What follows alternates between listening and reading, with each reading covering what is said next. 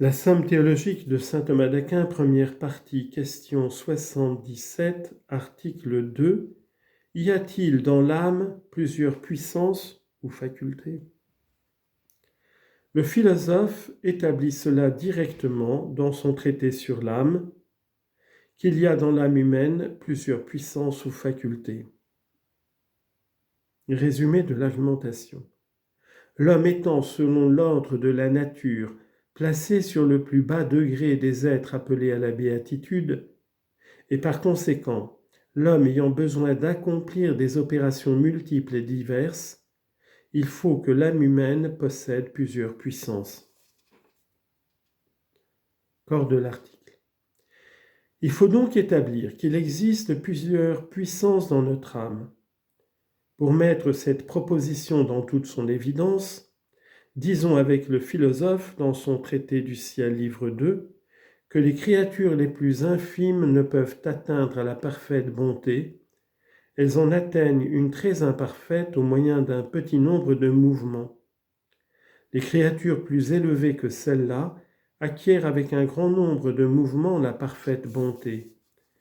Les créatures encore plus élevées que celles-ci acquièrent la parfaite bonté au moyen d'un petit nombre de mouvements. La suprême perfection se trouve dans celle qui, sans aucun mouvement, possède la parfaite bonté. Ainsi, par exemple, celui-là est très faiblement disposé à la santé, qui ne peut jamais acquérir une santé parfaite et n'en obtient qu'une languissante au moyen d'un petit nombre de remèdes. Celui-là est mieux disposé, qui peut recouvrer une santé parfaite au moyen d'un grand nombre de remèdes. Celui-là l'est encore mieux, qui n'a besoin que d'un petit nombre de remèdes. Mais celui qui sans aucun remède jouit d'une santé parfaite est parfaitement disposé. Fin de citation. Disons par conséquent que les êtres qui se trouvent au-dessous de l'homme peuvent seulement obtenir ou réaliser certains biens particuliers et ne possèdent par là même qu'un certain nombre d'opérations ou de vertus. Que l'homme peut acquérir une bonté universelle et parfaite par la raison qu'il peut atteindre à la béatitude. L'homme, cependant, d'après l'ordre de la nature, est placé au plus bas degré des êtres auxquels la béatitude peut appartenir. Et voilà pourquoi l'âme humaine a besoin d'un grand nombre d'opérations et de vertus. Les anges n'ont pas besoin d'un aussi grand nombre de puissances. Et en Dieu, il n'est d'autre puissance, il n'est d'autre action que sa propre essence. On peut donner une autre raison pour laquelle l'âme humaine doit posséder plusieurs puissances diverses, c'est que l'âme humaine se trouve placée sur les confins de la nature spirituelle et de la nature corporelle. En elle donc se réunissent les vertus des deux créations. Première objection. L'âme intellective est celle de tous les êtres qui se rapprochent le plus de la ressemblance. L'âme intellective est celui de tous les êtres qui se rapproche le plus de la ressemblance divine.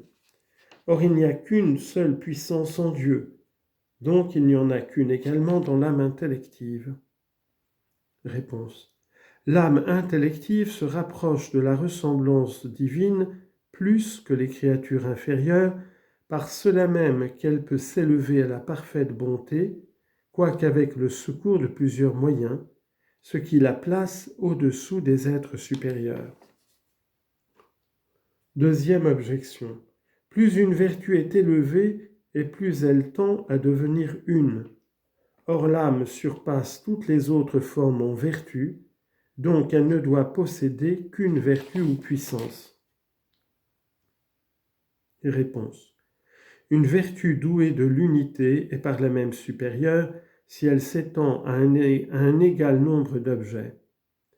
Mais la supériorité appartient au contraire à la vertu multiple quand elle embrasse de la sorte une plus grande étendue.